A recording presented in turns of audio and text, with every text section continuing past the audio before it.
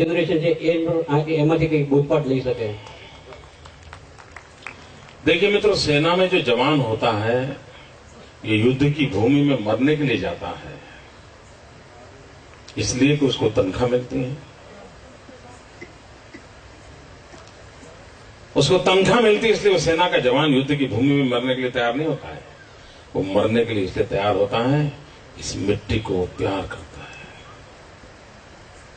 अगर आप अपने जीवन में किसी चीज को प्यार करो, मैं आपको एक उदाहरण देना चाहता हूं तो आमतौर पर महिलाओं का स्वभाव कैसा होता है, मैं गलती करूं तो सब माताएं मुझे क्षमा करें क्योंकि मेरा नाता थोड़ा कम है, लेकिन असेसमेंट मेरा गलत हो जाए तो मुझे क्षमा करें। लेकिन आमतौर पर महिलाएं क्या करती हैं, घर में अगर वो खाना पका रही हैं, अपनी चपाती बना रही हैं और चाहती हैं कि अपने पति देव को गोल मोल बराबर फुली हुई अच्छी चपाती दे। अब वो खाना पकाते रही हैं और तैयारी कर रही हैं, इतने में कहीं एक आध चपाती में से भाप निकल आती है, स्टीम निकल आती है और उसकी उंगली पे थोड़ी जल जाती है। तो वो कुछ दवाई वगैरह लगाती है, लेकिन हर पल देखती है घंटी कब बजेगी। वो इंतजार करती हैं कि पतिदेव आए और ये चाहती हैं कि पतिदेव मेरी उंगली में जो जला हूं, जो जलन हो रही है, इसको वो फील करें। और वो भी चाहती हैं कि बच्चे देखते ना हो तो उस पर फूंक भी लगा दे। चाहती है ना? मैं गलत हूं तो मुझे क्षमा करना, लेकिन उसका मन करता है कि इस चपाती को बनाते बनाते अगर वो जली है तो उस जलन को नोटिस किया जाए, और वो भी सुप्रीम के माध्यम से नोटिस किया जाए। और 50 बार फूंक लगाए, खाना परोसते समय भी यूं ही करेगी, थोड़ा डाल भी देगी बगल में, कपड़े भी खराब करेगी। पूछा नहीं तो कपड़े खराब करेगी। और क्यों कपड़े खराब? नहीं वो तो मैं जल गई थी ना। अच्छा जल गई थी तो पहले बताना था, उनको फिर मामला ठीक कर लेते हो। लेकिन वही माँ, वही महिला बाजार में सब्जी लेने गई है, साड़ी का स्टॉल लगा है, डिस्काउंट 20% है। क्या होगा?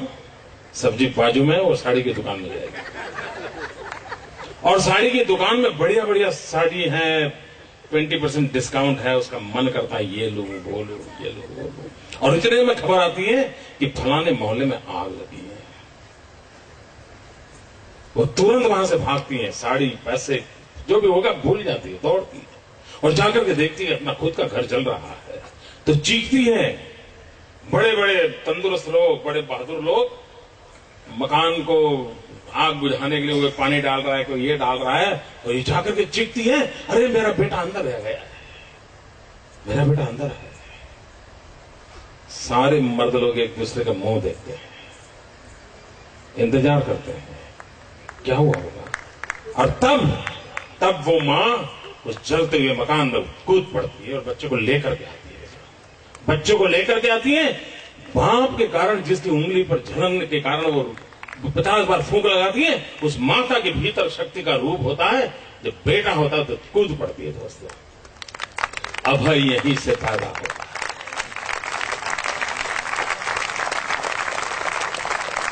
है। निर्भय यहीं से पैदा होता है। मुझे स्मरण है, मैं 1992 में श्रीनगर गया था, लाल चौक में तिरंगा झंडा फहराने के लिए, और आतंकवाद बड़े पुरजोर में था, और आतंकवादी हिंदुस्तान के तिरंगे झंडे को जमीन पर रौंदते थे, उसको जलाते थे, उसको अपमानित करते थे। तिरंगे झंडे से अपनी कार साफ कर रहे हैं, जूते साफ कर रहे हैं, और कैमरा के सामने सब करते थे। ये दृश्य मेरे दिल में आग पैदा करता था। तो हमने एक यात्रा निकाली थी कन्याकुमारी से, तिरंगा झंडा लेकर के चल पड़े थे हम, और तय किया था कि हम श्रीनगर के लाल चौक में जाकर के तिरंगे का झंडा फहराएंगे। मैं तो आतंकवादियों की इस जगह पे जाके तिरंगा झंडा फहराने का सोचना, क्या लगता है? मित्रों, हम निकले तो श्रीनगर के अंदर आतंकवादियों ने पोस्टर्स लगाए थे, दीवारों पर लिखा था कि हम देखते हैं कि किसने अपनी मां का दूध पिया है, कि जो श्रीनगर के लाल चौक में झंडा फहरा करके वापस जाए। जब मैं अपनी यात्रा कन्याकुमारी से लेकर के चलते चलते हैदराबाद पहुंचा तो मुझे वहां से वो पोस्टर वगैरह के फोटो ये सब मेरे पास आया, और मैंने हैदराबाद से अपनी स्पीच बदल दी।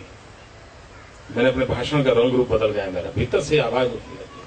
और मैंने हैदराबाद की सभा में ललकार किया था। उसके बाद में 1 महीने के बाद 26 जनवरी को श्रीनगर के लाल चौक में पहुंच रहा था, और तब मैंने कहा था, मित्रों, उस समय की अगर वीडियो क्लिपिंग होगा तो आप देख सकते हैं, और मैंने भरी सभा में हैदराबाद में कहा था, मैंने कहा मुझे आतंकवादियों ने मुझको ललकारा है, और आतंकवादियों ने कहा कि किसने अपनी मां का दूध पिया है जो 26 जनवरी को श्रीनगर के लाल चौक में आकर के तेरे जगह पैदा है। और तब जाकर के मैंने कहा था कि मैं 26 जनवरी को सुबह ठीक 11 बजे श्रीनगर के लाल चौक पहुंचूंगा। मैं बुलेट प्रूफ जैकेट पहन करके नहीं आऊंगा, मैं बुलेट प्रूफ गाड़ी में नहीं आऊंगा, हाथ में सिर्फ तिरंगा झंडा लेकर के आऊंगा, और फैसला 26 जनवरी को श्रीनगर के लाल चौक में होगा किसने अपनी मां का दूध पिया।